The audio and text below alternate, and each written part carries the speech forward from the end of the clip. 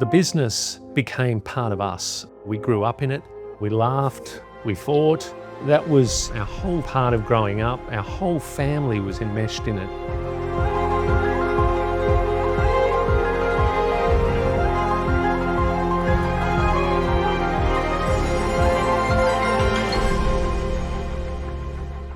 So we lived upstairs.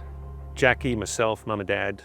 On top of an old rickety shed was a little house, 2 bedrooms. And, I just remember when a boat came alongside, knocked the wharf, it used to make the whole house shake. The storms used to make the house shake, the windows rattled. Our tabby cat used to drag possums and rats up on the back steps of the shed, and it was just a fantastic way to grow up. This was Trevor starting on his journey to Captain Cook Cruises. He was born into this loving family. Father was a merchant seaman, and they lived in a small town in the North Country of England called Blackburn. He had a really happy life until he was orphaned when he was 6 years old.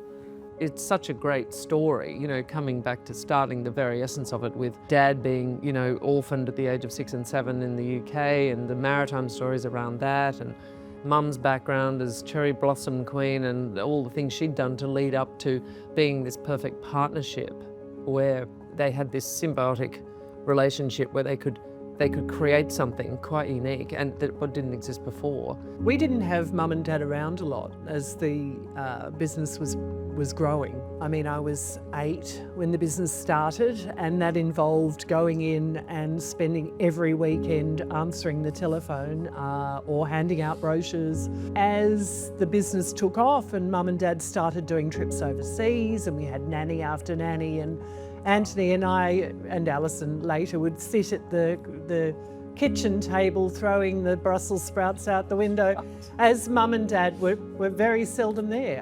It was a very interesting growing up.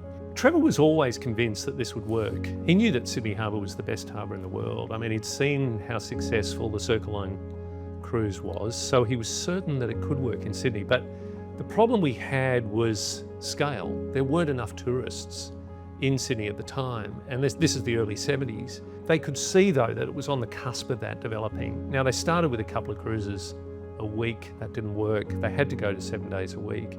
They were getting support out of the marina, Northbridge Marina. That was funding that.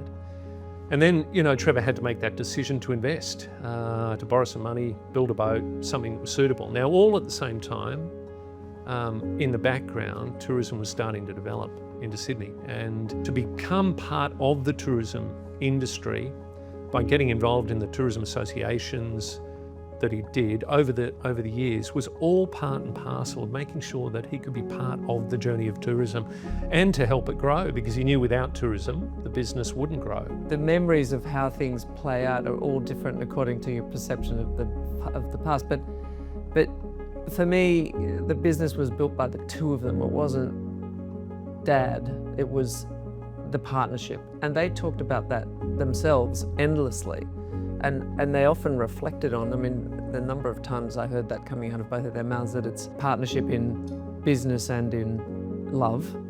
Yeah, but she's more than a first mate. But just remember Mum's method of steering the Correct. decision-making process. That's the point. Yes. This is the whole point. She was good at it. Yeah. I hope the governments going forward will maintain the natural beauty of the harbour. I hope that they continue to have pockets of bushland around the harbour like Bradley's Head and Ball's Head. I hope that there will be still a little bit of industry and interest in the harbour.